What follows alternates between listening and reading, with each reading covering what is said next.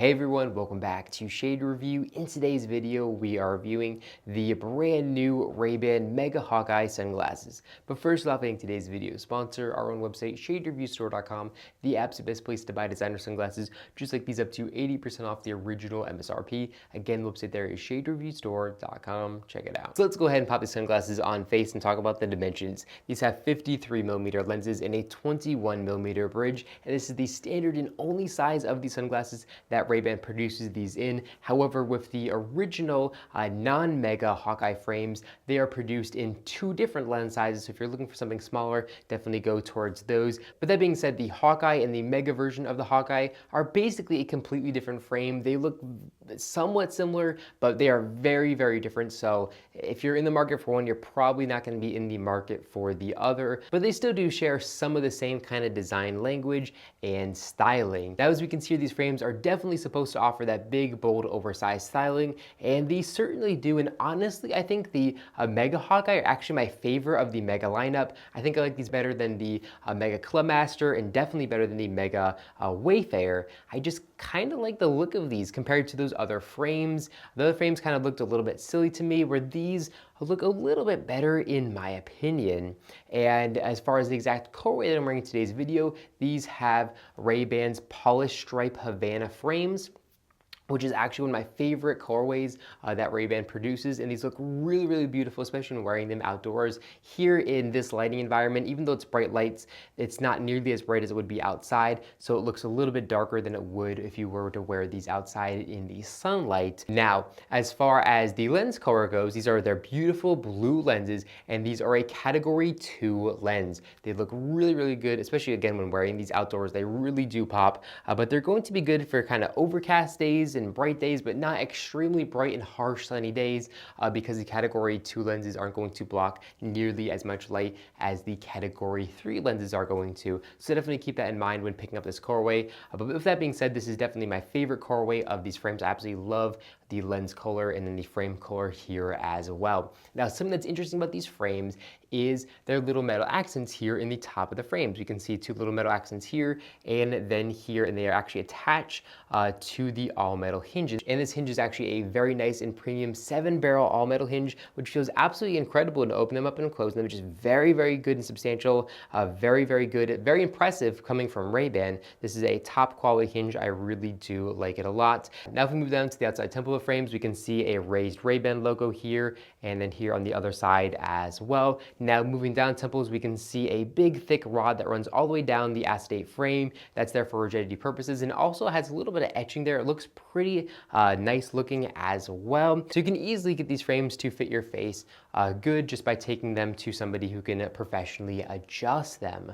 Now, of course, like every pair of Ray-Ban sunglasses, these have a little painted on Ray-Ban logo here in the top right corner of the lens, but these are all glass lenses, so it's super easy to remove that logo. And then here in the middle left of the lens, we can see a little etched RB logo there for authentication purposes as well. Now, like I said earlier, these are all glass lenses. The optical clarity of these is very, very good. They're also going to block 100% of UVA and UVB rays, which are extremely important for your eye health. And because they're glass, they're going to have very good scratch resistance as well. And that's somewhere where Ray-Ban does a lot better than Oakley. Ray-Ban's all glass lenses are going to have much, much better scratch resistance than a pair of Oakley lenses.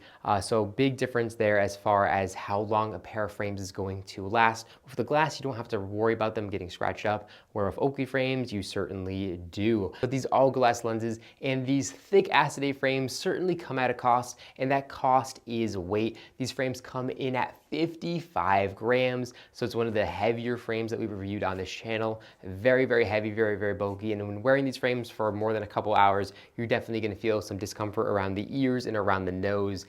Not the most practical pair of sunglasses, certainly not a pair of sunglasses that I want to wear for a long road trip in the car.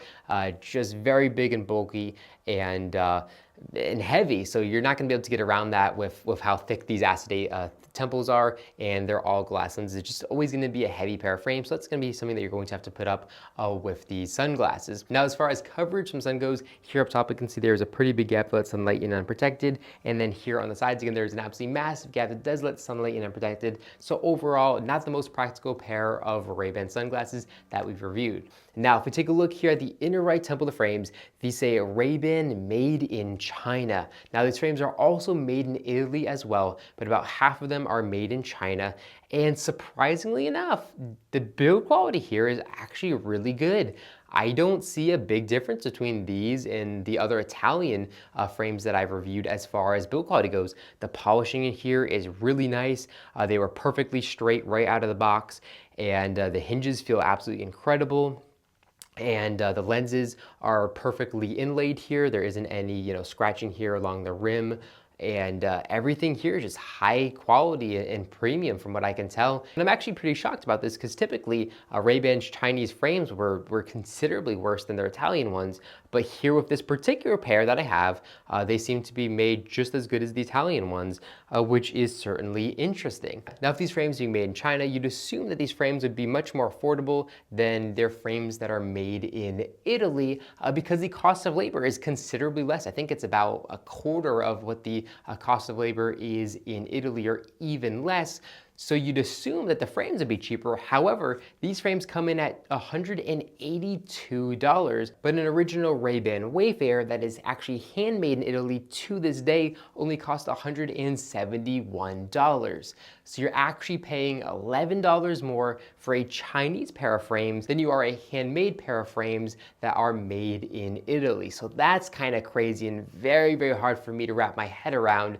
Even though the quality is really good and everything like that, it's just, they're making a ton of money on these frames when they are selling them for such a high price tag, and they're making them in a place where the cost of labor is considerably less. Now, I don't have a way of verifying this, but and I know that Luxottica is not paying the people producing these frames Italian labor wages to make these frames.